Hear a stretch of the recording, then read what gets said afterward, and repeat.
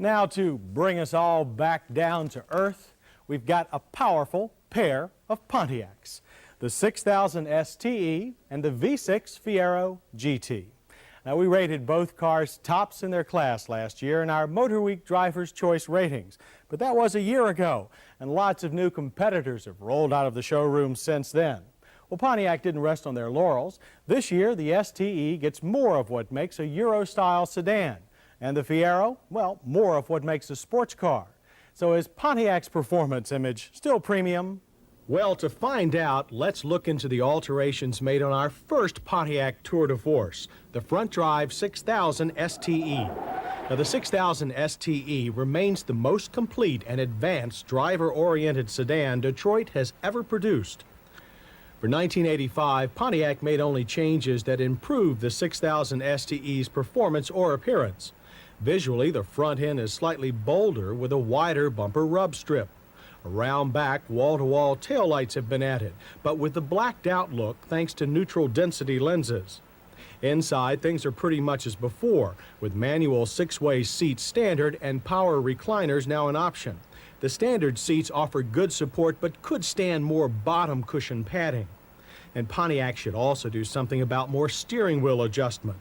For most drivers, it was a choice between a good driving position or a clear view of the gauges.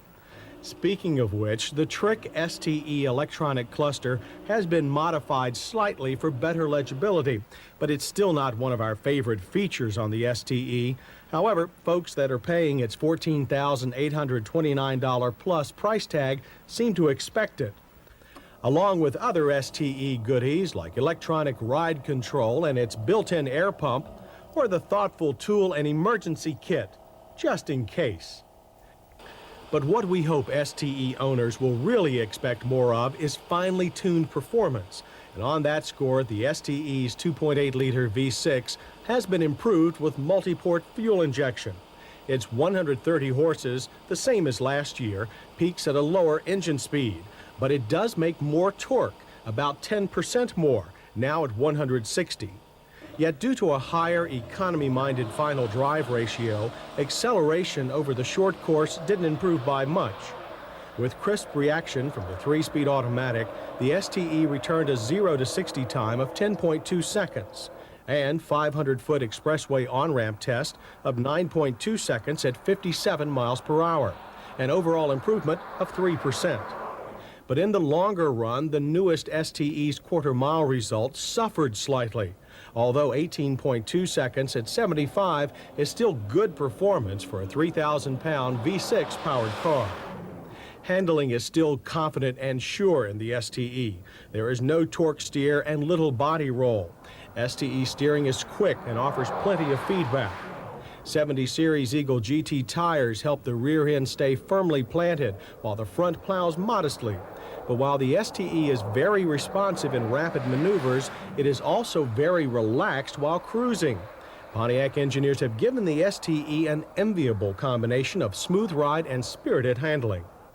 And with 4-wheel disc brakes, stopping the 6000 STE is also a reassuring experience.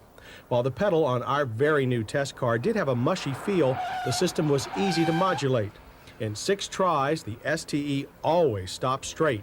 Distances averaged a short 115 feet from 55, and fade was practically non-existent. So in its 3rd year of production, the Pontiac 6000 STE is a more completely transformed sports sedan. And how about the future?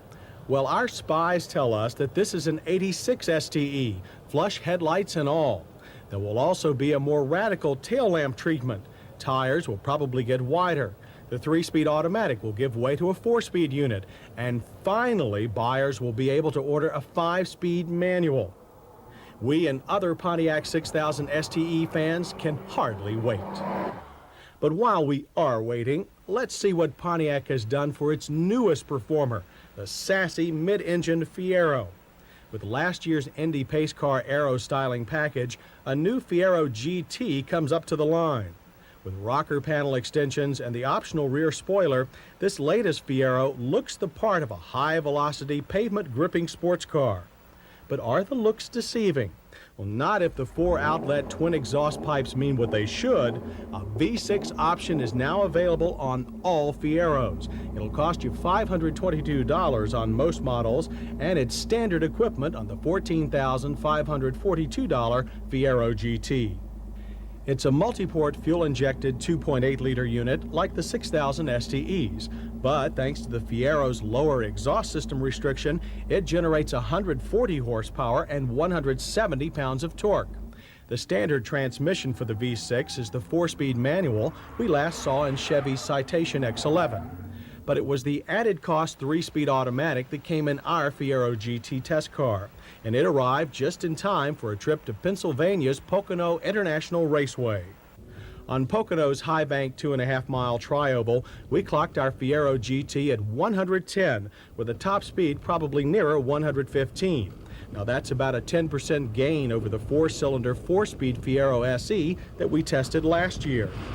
With far more low and mid-range torque, acceleration times also improved. A 0 to 60 sprint was 15% faster at 9.3 seconds. With a manual, it might be more like 8.3.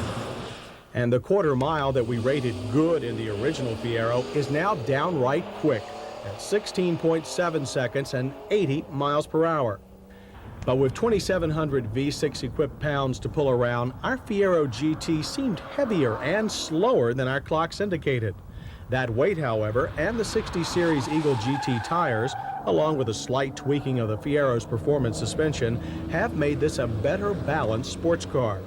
On Pocono's infield road course, the Fiero GT exhibited more front tire scrub than expected, but precise throttle adjustments gave excellent control. Into a corner too fast? Just back off the gas and the rear will swing out for the turn. Then get back on the throttle and the rear wheels will continue to push the nose along the proper course. Negatives we noticed, well, major expansion joints produced a lot of front to rear hop, and the manual rack and pinion steering, while fine at speed, is very heavy for everyday around town use. The brakes also faded more than we would have liked, although an overall stopping distance of 130 feet from 55 is a good result. So while the short history of the Fiero has been bright and the additions for 85 well received, Pontiac still has much more in store for future Fieros. Next year, 15-inch wheels will come with the top tire option, and a 5-speed manual will be optional with the V6. In 87, look for a new suspension that should be more bump resistant, and a novel form of power assist to reduce low-speed steering effort. As time drives on, so does car design, and Pontiac, with the Fiero and the 6000 STE, seems determined to arrive ahead of the others.